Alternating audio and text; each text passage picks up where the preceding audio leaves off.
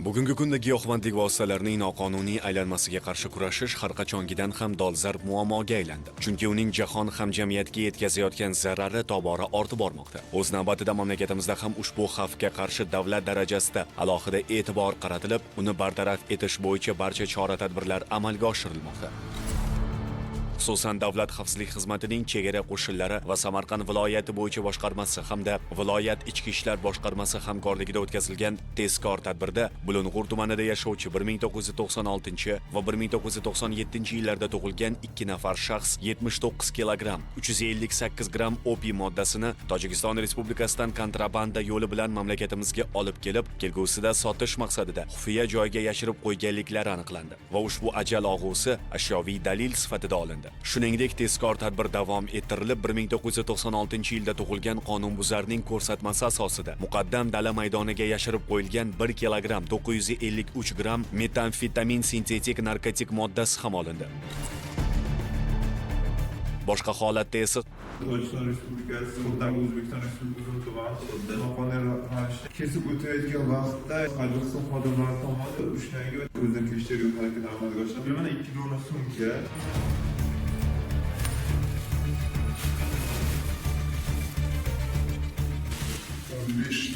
skoch bilan o'ralgan o'tkirli yo'llanma moddasi bor. Ikkinchi sumkani ochamiz.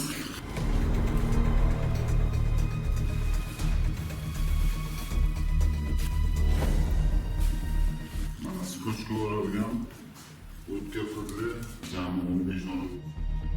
Surxondaryo viloyatining Uzun tumanida yashovchi 1994 va 1997 yillarda tug'ilgan 2 nafar shaxs va Tojikiston Respublikasining Tursunzoda tumanida istiqomat qiluvchi 1997 yilda tug'ilgan fuqaro davlat chegarasini buzgan holda 30 kilogramm 357 gram opiy moddasini mamlakatimiz hududiga olib o'tgan vaqtlarda chegara qo'shinlari harbiy xizmatchilari tomonidan qo'lga olindi. Aniqlanishicha, ular tojikistonlik narko savdogarga tegishli ushbu zahri qotilni ma'lum bir haq evaziga kontrabanda yo'li bilan belgilangan manzilga yetkazib berishlari kerak bo'lgan. Shuningdek, tezkor tadbir davom ettirilib, ushbu giyohvandlik vositasining buyurtmachisi hisoblangan Denov shahrida yashovchi 1986 yilda tug'ilgan shaxs ham qo'lga olindi. Hozirda har ikki holat bo'yicha Jinoyat kodeksining 246 va 273 moddalari bilan jinoyat ishlari qo'zg'atilib, qonunbuzarlarga nisbatan qamoq ehtiyot chorasi qo'llanildi.